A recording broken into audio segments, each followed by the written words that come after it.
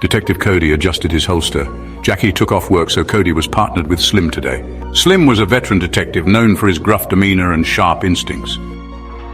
Slim had seen it all during his time on the force. He was a walking encyclopedia of crime-solving knowledge. You ever heard any good cop stories? His eyes twinkled with amusement. Cody could tell he was about to hear something interesting. Because I got a few, Slim added, a smirk playing on his lips. Cody listened intently. Let's start with the kingpin I had a run-in with a few years back. This motherfucker named Shark was a real piece of work. He was running this city like it was his kingdom, and anyone who got in his way, well, you can guess what happened.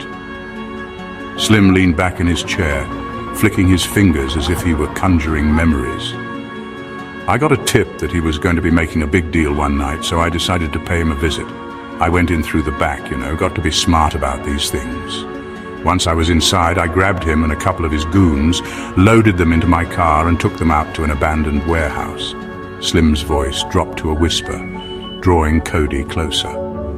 I made it clear I could make their lives miserable if they didn't start playing nice. Long story short, I left there with a hefty bag of cash and a promise to keep his operations away from my shit. Slim chuckled, but Cody could see the darkness behind his smile. Slim continued. Then there was the time I extorted the mayor. You think you know corruption? Let me tell you, Mayor Thompson, dirty as they come.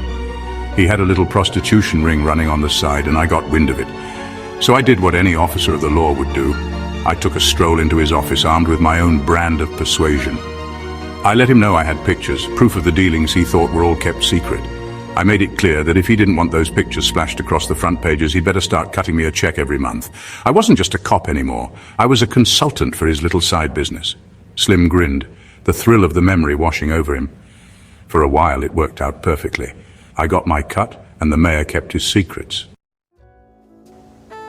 JJ moved with a practiced grace, wiping down the counter, her face etched with a stoic sadness. She spotted Press at the end of the bar.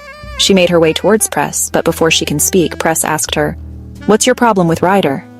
"He's not who you think he is," JJ stated, her voice low, conspiratorial. His fingers tightened around his glass. "What are you saying?" "He's dangerous, Press," JJ continued, her voice laced with a chilling calmness. "He plays both sides. He'll betray anyone, even his own." She paused, letting the weight of her words sink in. He looked at JJ, her face a mask of grief and determination. He saw the pain in her eyes, the burning need for vengeance.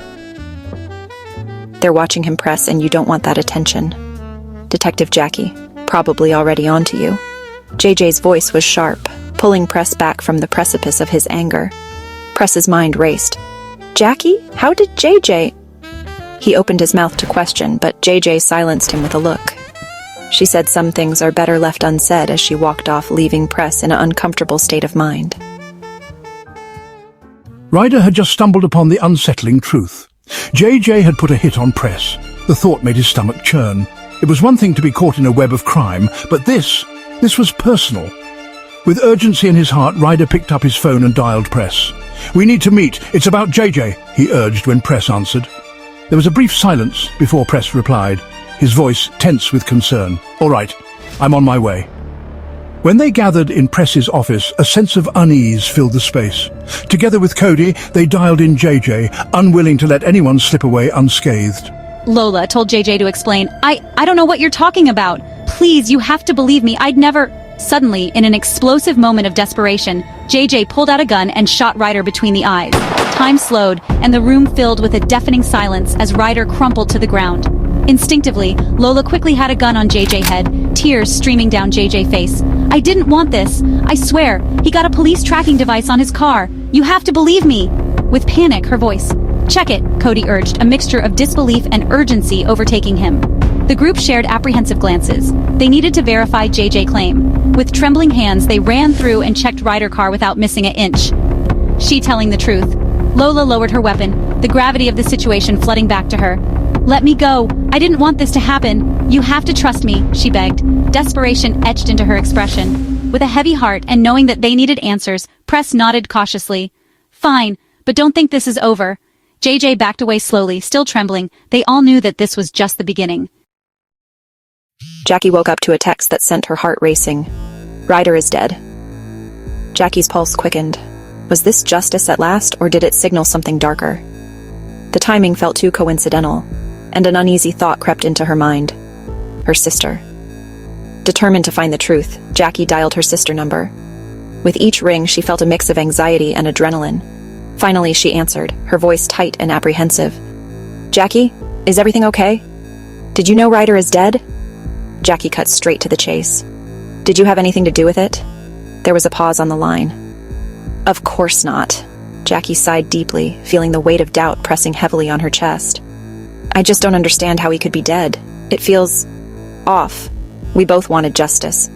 You can't blame me for wondering." "I'm still processing this news, Jackie. Don't jump to conclusions." Her heart raced. Who else could want Ryder dead? There are people who wanted revenge too. People connected to Mom and Dad. In that moment, clarity shattered Jackie's doubts. They were both victims. Lola strides up to JJ's house, determination written all over her face. She knocks, and after a moment JJ appears, rubbing sleep from her eyes and clutching a steaming hazelnut coffee. "How do you know where I live?" JJ asks, surprised. Lola smirks. Some things are better left unsaid. "Put some clothes on, we gotta go," Lola says, no room for debate in her voice. "Where are we going?" JJ is puzzled but senses the urgency. "You started a war with Ryder's team, and now it's time to stand on business," Lola replies, eyes blazing. JJ's heart races. That bullet you put in Ryder face has its consequences. She rushes to get dressed, adrenaline pumping. Lola paces, strategizing. "Okay, I'm ready," JJ says, voice steady despite her nerves. "Good." Lola nods. "Let's show them we're not backing down." And with that, they stepped out into the sunlight, united and ready for whatever comes next. Smoke hung heavy. Press, his voice a low growl, traced a finger along the main artery of the city etched onto the map. His eyes, hardened and resolute, held the weight of their mission. And clean, no loose ends. Slim, his lean frame perched on the edge of the table, methodically cleaning his switchblade. The door creaked open, momentarily slicing through the tension. Lola, a mischievous grin plastered across her face, sauntered in, dragging a reluctant JJ behind her. "What's up, Power Rangers?" Laughing with her eyes sparkling with excitement. JJ grinned. "What's up, gang?"